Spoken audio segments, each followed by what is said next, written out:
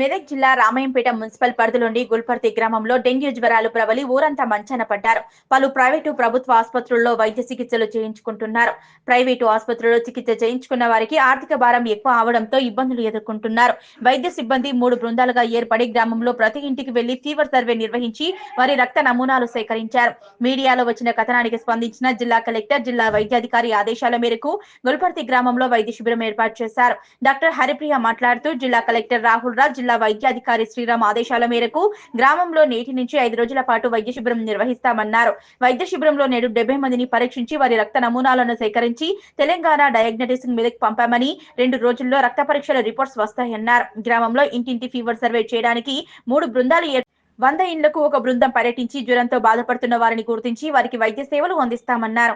ఈ కార్యక్రమంలో మండల వైద్యాధికారి హరిప్రియతో పాటు CHO Kondaiah, HEO Ramarao, supervisor Deevena, డాక్టర్లు సాయకృష్ణ, భరత్, ఏఎన్ఎంలు Babu, Lakshmi, Ramadevi, Archana, Swapna, lab technician Maipal, ASHA worker Anitha పాల్గొన్నారు.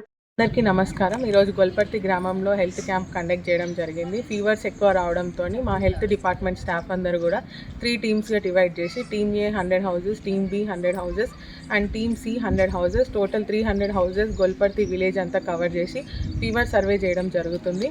అండ్ హెల్త్ క్యాంప్లో ప్రజెంట్ ఓపీ వచ్చిన శాంపిల్స్ అందరికీ కూడా 70 శాంపిల్స్ కలెక్ట్ చేసి తెలంగాణ డయాగ్నోస్టిక్స్ మెదక్కి పంపించడం జరుగుతుంది. ప్రతి ఒక్కరికి కూడా డయాగ్నోస్టిక్స్లో డెంగ్యూ, టైఫాయిడ్, మలేరియా అన్ని శాంపిల్స్ పంపించి వితిన్ 1 or 2 డేస్లో రిపోర్ట్స్ రావడం జరుగుతుంది. డెంగ్యూ పాజిటివ్ కేసెస్ మేము రిపోర్ట్ చేస్తాము. అండ్ ఈ క్యాంప్ అనేది 4 to 5 డేసెస్ కూడా కంటిన్యూ అవుతుంది.